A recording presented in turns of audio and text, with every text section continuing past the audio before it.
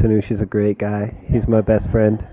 Writing this project was a breeze, actually. It was a pleasure. We got to sit in this nice New York apartment at a big work table and just scream at each other for 6 months. Get stuck, go walk around New York, sit on a park bench, talk about it, go back, write some more, eat a bowl of soup, So it was really fun.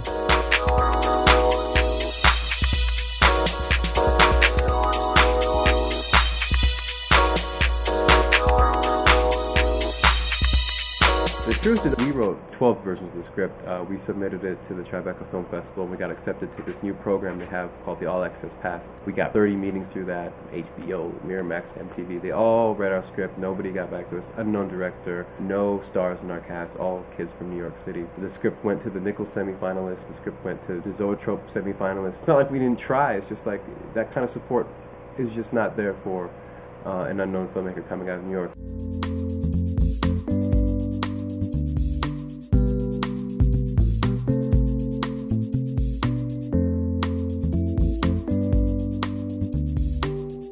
I met these kids at organizations I worked at in Harlem and in Queens, did performance arts groups, and we could just tell who the talented kids were, who was standing out, the ones who had potential to work in a film. And I found one kid in particular, Misha Khan, our star, and he was dynamite. He just had this charisma, this presence, this thing in him. And I felt, let's test it out and see if he can do it. And then the rest of the cast was built around him.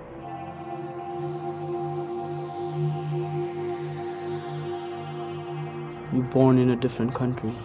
You travel a long way to get here and start fresh. When you first get here, you bug out how the sun looks different. Cast a softer light. You feel hope rising up in you little by little. Like a new building.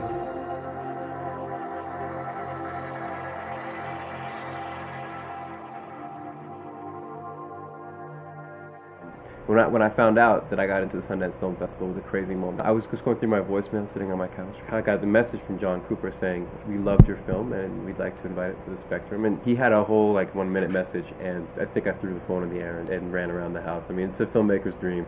That moment, I squealed.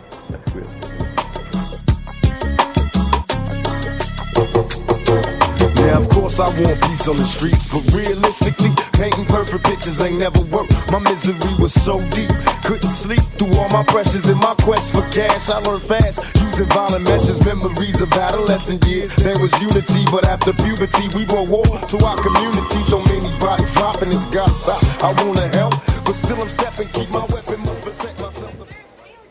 It's hard to tell how big a theater we have today. It looks like people are showing up. It's early still. But I don't know if they're buzzing or not. Who knows? But this is a big show for us because this is our last showing here. And if you heard about the film, we hope that this is the one you're going to come to. If there's no buzz in the film, no one's going to show up. So it's live or die for us. Live or die. I've known him since he was a child. I'm here because I think it's just fabulous that he's able to put this together. He's able to do what he's done. And I'm just honored to be able to be one of the people to participate in this. As well as his very proud father. He's a mean guy. He didn't show me the movie. He said, you have to pay to see the movie, so I had to pay it. It's sort of like the father is here with all of his children here. There are a lot of familiar faces. There's a nice crowd of people outside today, so I'm very excited. Final screening. Well, this film hasn't had necessarily a lot of industry support. We didn't have big financiers or big money behind us or a lot for our production. We think it's an important story and an important film. Sundance provides us with a platform to maybe get it out to a larger audience. I have a little bit of affinity. I'm from Queens. I kind of look forward to hearing the story of a different neighborhood and different culture and seeing how that all evolves. It takes place in Elmhurst, Queens, in the South Asian community out there. It's a story about a young boy whose brother gets murdered in the opening sort of part of it, and it's sort of a journey through his life and him dealing with the death of his role model, his best friend. His brother was a basketball legend too, so he's also living in the shadow of his death. You already thought today was the day. In the land of the dead. You scared? Let me throw it at you. You gonna guard me or what? We fly without light.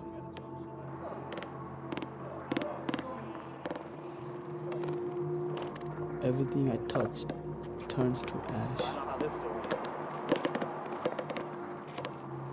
His death is like a dark net that won't let us see the sun.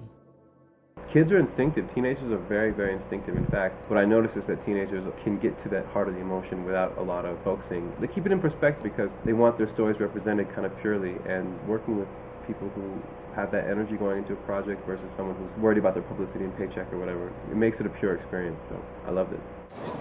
Are you wearing eyeshadow? Yeah, what's your problem? Does Mom know?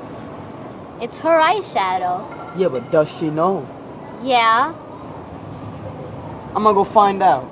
If you have a small story, if you have something you want to tell yourself, be prepared to make it yourself too. And it's going to be a struggle, it's going to be a fight, but it's worth it. And all that struggle and all that pain will come out on the screen and will make your work even stronger. Part of distribution is about getting the word out, but part of the distribution is about finishing the film with the kind of post that it deserves, just like any other film. And then we go on and we become immortal and become famous and we live forever and maybe never make another film. Maybe Joe has an idea of what happens next too. Oh, yeah, I'm not actually, I don't really know what would happen next after Sundance. So.